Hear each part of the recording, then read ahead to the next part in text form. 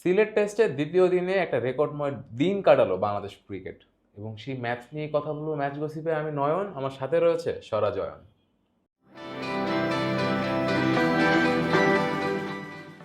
Batting পার্সপেক্টিভে Bangladesh ক্রিকেটের আজকে একটা সেরা দিন গেল, এবং এই সেরা দিনটা আসলে অয়ন কিভাবে এনজয় করলেন? দেখুন, প্রথমেই যেটা বলছিলেন, রেকর্ড এবং ব্যাটিং এনজয় করা, যদি দুইটা বিষয় নিয়ে দুভাবে কথা বলতে চাই, আগে আমি যদি রেকর্ডটার দিকে যাই, আজকে অনেকগুলো রেকর্ড হয়েছে, অনেকগুলো রেকর্ড ভেঙেছে। প্রথমে নতুন যে রেকর্ডটি হয়েছে আমি সেটা নিয়ে কথা বলবো। প্রথম উইকেট পার্টনারশিপ বাংলাদেশ 100 রানের জুটি দেখেছে। দ্বিতীয় উইকেটেও জয় এবং মমিনুল 100 রানের জুটি, অর্থাৎ পরপর 2 উইকেটেই 100 রানের 17 রানের পার্টনারশিপ, পার্টনারশিপ। যেটা বাংলাদেশের টেস্ট ইতিহাসে এবারে প্রথম।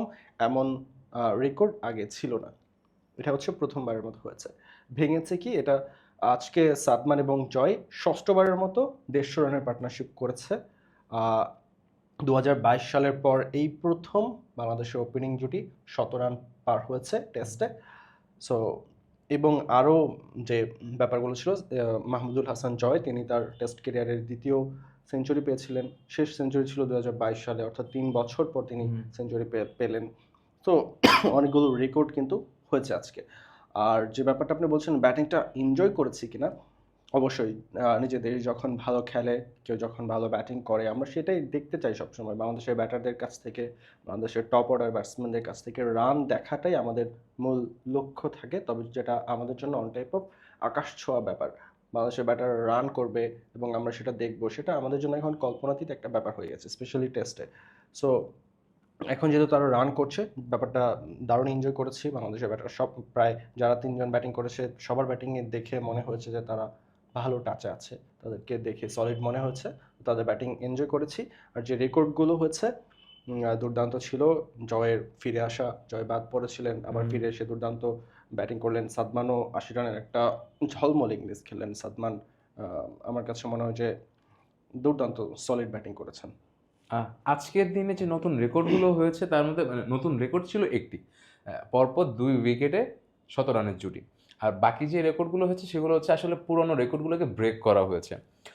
যদি দেখি অয়ন, পুরনো রেকর্ডগুলো কিন্তু সব তামিমের দখলে ছিল।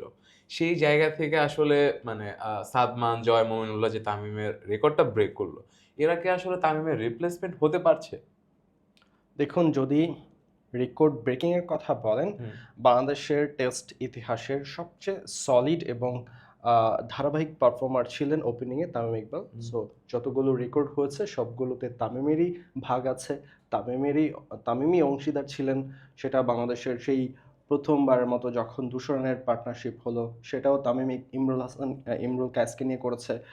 যখন বাংলাদেশ প্রথম 300 রানের পার্টনারশিপ করলো ওপেনিংয়ে টেস্টে, সেটাও ইমরুলকে সাথে সাথে নিয়ে নিয়েই তামিম করেছে। তামিম বাংলাদেশ এই পর্যন্ত 11তম বার আজকে 100 রানের জুটি পেয়েছে টেস্টে। এর আগের 7টিতেই ছিল তামিম অংশ ছিল। তামিম চলে যাওয়ার পর বাংলাদেশ আসলে অনেক কয়েক বছর তামিমের কোনো রিপ্লেসমেন্ট আসলেই পায়নি।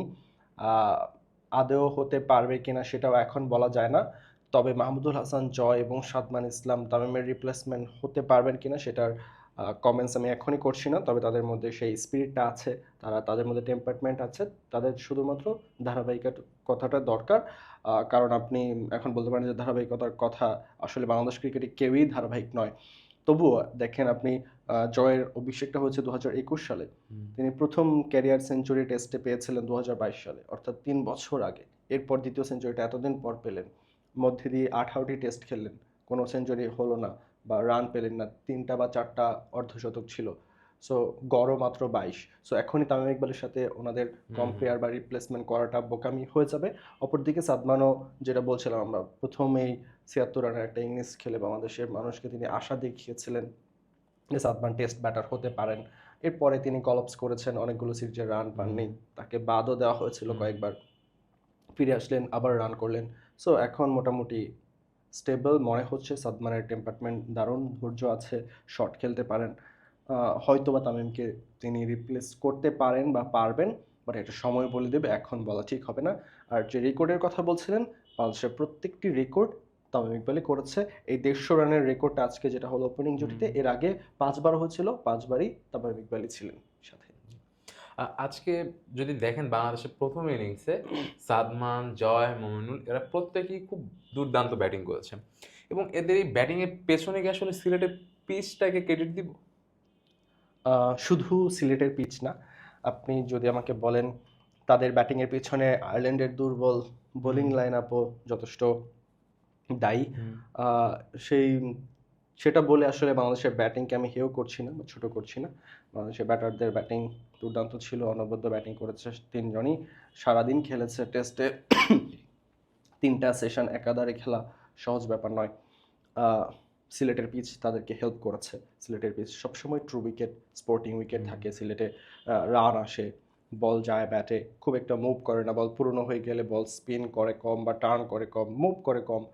তো কিংবা বোলাররা তাদের হচ্ছে স্কিল দিয়ে উইকেট বের করে নিতে হয় বা আহ, মানে রান আটকাতে হয়, কিন্তু এই জিনিসটা আয়ারল্যান্ডের বোলাররা করতে পারেনি। তাদের মধ্যে স্কিলের ঘাটতি ছিল, তাদের অভিজ্ঞতা দেখে মনে হচ্ছে যে না, তাদের অভিজ্ঞতা নেই। তাদের খুব একটা ডেলিভারি এরকম আমি দেখিনি যে বাংলাদেশে কোনো ব্যাটার ভরকে গিয়েছে কিংবা অস্বস্তিতে পড়েছে, সেটা আসলে আমার চোখে পড়েনি। তো ব্যাপারটা বলাই যায় যে আয়ারল্যান্ডের বোলাররা বাংলাদেশের ব্যাটসম্যানদেরকে যথেষ্ট সহযোগিতা করেছে এবং সেটার জন্য সিলেটের পিচও একটা দায়ী।